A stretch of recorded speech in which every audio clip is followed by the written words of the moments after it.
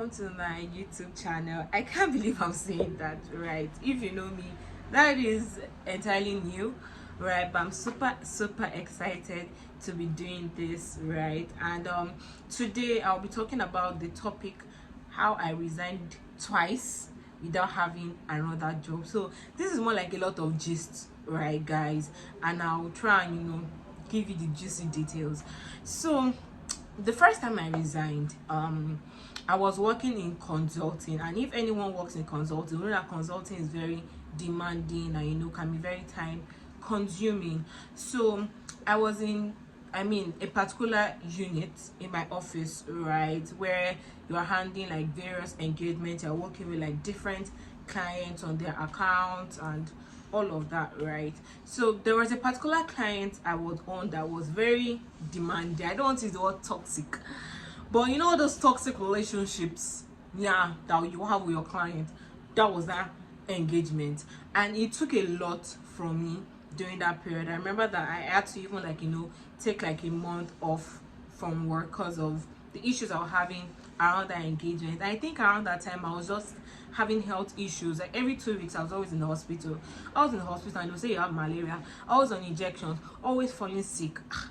And then fast forward to I think this was 2022 February. I was sick and then I went to the hospital.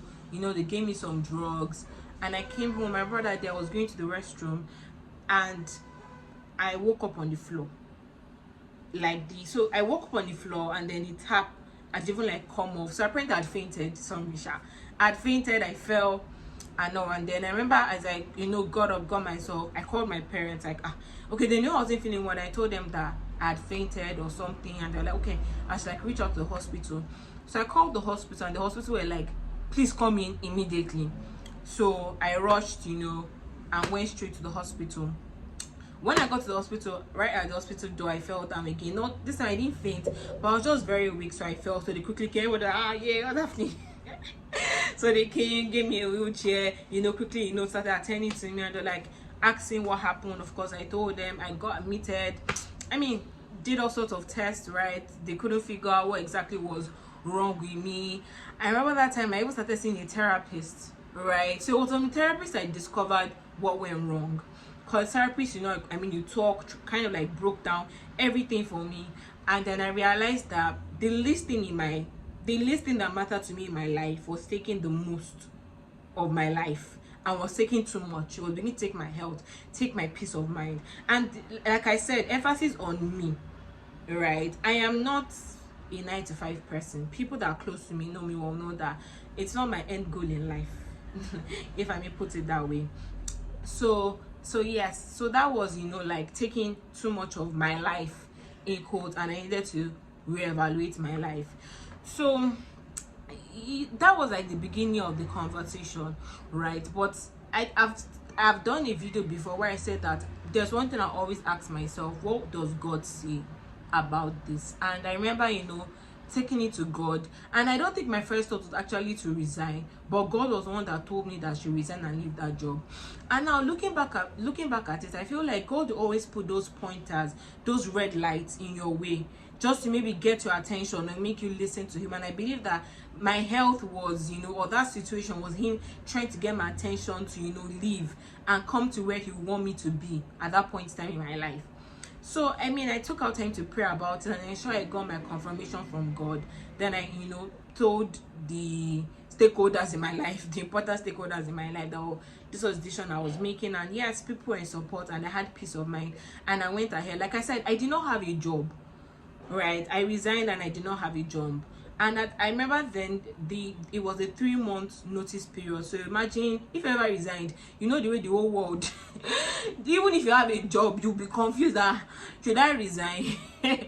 Right? So there was a lot of trials and temptations, but I stood my ground because I knew what God had told me and I was ready to run with it. And another thing I think that encouraged therapy was I had so much peace. Hey God, there was, in fact, I was always applying for jobs as per the responsible thing to do, and God was telling me that, Mama, why are you wasting your time? This job will come when I want it to come. I stopped applying and I still had so much peace in my heart. Like I don't think I was so happy during that period. I could not even explain it. And the kind of favor I experienced during that time. During that period, I got a sponsored trip out of the country. Like my plane ticket was paid for. I was giving money, pounds, that I will spend when I get there. Apologies, right? During that period, I had the most money in my savings account. I did not lack, right? There was just, everything was just, it was just beautiful, right? It was just beautiful. And then even 2 weeks to my resignation itself, I got a job. It came easily. I didn't lobby for it. I didn't look for it. It came to me easily and openly. I got a job, and that job was, I had things that I told God I wanted, and it met all the standard I wanted. I got that job, right? Okay, guys, so that is part one of the gist. Now, part two, the second time I resigned, which is very, very, very recent. So this time around, right, like I said, remember that I'm not a 9 to 5 person, so it has never been exactly my goal or desire to do 9 to 5. Right from, I think, uni days, that's the earliest I can remember. I remember I've started all sorts of business. I remember doing a car business with my friend. I remember doing digital marketing before I started in GKME, then TY's Delight. I've always known that my end goal was to have my own thing, because I always wanted that flexibility for myself, especially when I have my child. It has always been that desire in my heart. Do you get? So now that I have my child, right, and my daughter does not take bottle, she's refusing bottle. I've tried everything possible. If you give her bottle, the way she'll be crying, you think maybe you are pinching her or something, right? I've tried everything possible. So I think that was the first red flag. Do you get? And try to see if I can maybe get a bit of time to keep working from home permanently for a while, so that I can transition her into solid food. I know she's a bit dependable on other type of food, and then I start coming to the office after that time. But I can understand, right? There's a business to run, so I'll just give it like a month, which will not still work because my daughter is not taking bottle. So at that point, I started considering, okay, do I want to resign? Especially with the thought that this isn't what I want to do. So at that point, I was still going through postpartum depression, which I'll still do another video on properly, right? I was still going through postpartum depression, and the thought of the job just made it worse for me. Do you guys get? And I knew that I didn't want to wake up every morning of my life and feel like, not another day. No, I wasn't going to settle for that kind of life. I want to wake up every morning and feel excited. And yes, work can get tiring, no matter how much you love it. There are times you probably want to take a vacation.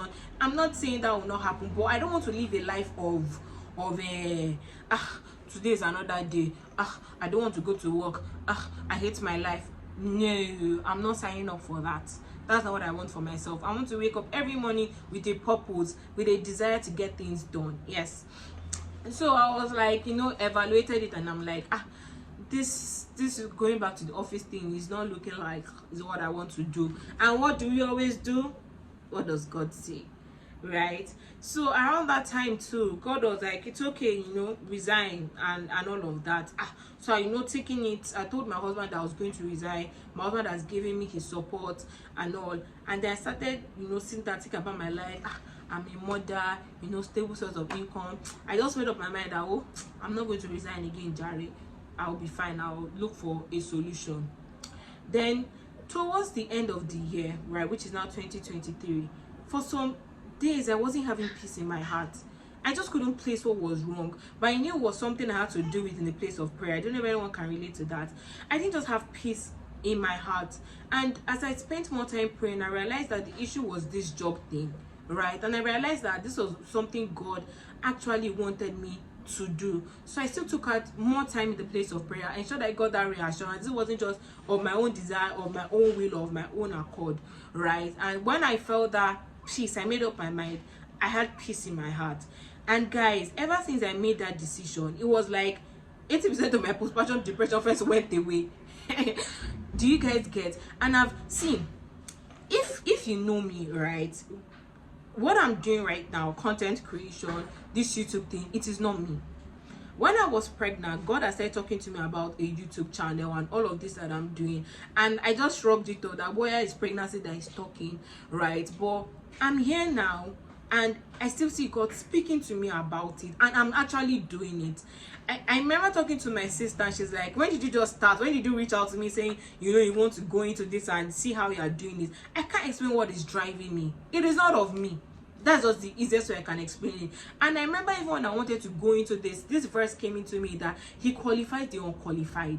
What you think like cannot be of you, when God gives it to you, you'll be blown away.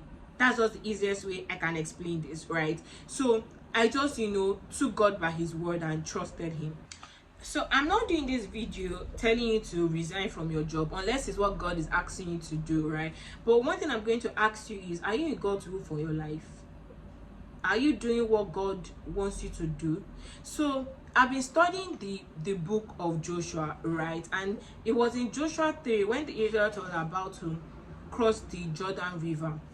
Right, God had told them through Joshua that the priests will carry the ark of the covenant of God, and then once they step on the water, you know, the water will part and all of that. What if the priest never stepped? Would they have experienced that miracle? They would just have probably have stayed there. What if they didn't take that step of faith? Another thing you need to note was that they had the ark of the covenant of God, meaning they were carrying God's presence with them. They were not going alone. See, if they had gone without that ark, nothing would have happened. There would have been no miracle. But they went with God. They had God's backing. They had God leading. They had God's direction. So what is that one thing? What is that step of faith that God will have you take that you are holding yourself back? Why are you concerned about what people will say? See, that my decision about resigning, forget I have plenty stakeholders. And some of them, they are not so easy to talk to. But God has brought ease through it all. I gave an example of what happened the first time I resigned. How you know I experienced so much miraculous, right? Just by obeying God. And I'm excited for what he has in store for me. I'm not doing this of my own accord. I'm following the instructions of God. What are God's instructions to you? What is the divine leading that you are ignoring out of fear, out of what will they say, out of how will it be done, out of I don't know how to do it? Why can't you just follow God? Right? Also going through a Bible commentary on still the book of Joshua, there was something I came across that I'm also going to read. It says, because taking the land took effort, this was still on the Israelites, right? Having to, you know, take the land, that the promised land that God had given them. He says the challenge ahead was not for those content with Egypt, but for those who will press ahead for what God had called them to. Are you ready to press? Or you just want to stay in Egypt? You know, the first time I resigned, God actually told me that, Sean, you know, if you stay back in this job, it's not as if you will not succeed though, right? Make promotions every year, do well, your health, God is a merciful God, so kind, so gracious, so compassionate, so loving, heal you of whatever is going on in your health. But you could have missed out on what I could actually do with your life. That was what God told me, that I would miss out. Like that way I'll be limiting what God can do in my life. Why are you limiting God? Why are you afraid? Why not focus on him? Fix your gaze on him and just follow him. God cannot mismanage your life. He cannot lead you astray. There are so many things he wants to use your life to do. Why not allow him do it? Why not follow him? Why not please him with your life? What better thing to do than to serve God? Right? So if you're out there and you are doubting, I hope this video encourages you and lets you know that with God all things are possible, and God wants to do the impossible in your life. Don't forget to like, subscribe, and share this video, guys. I can't believe I'm saying that. All right, bye guys, see you at the next video.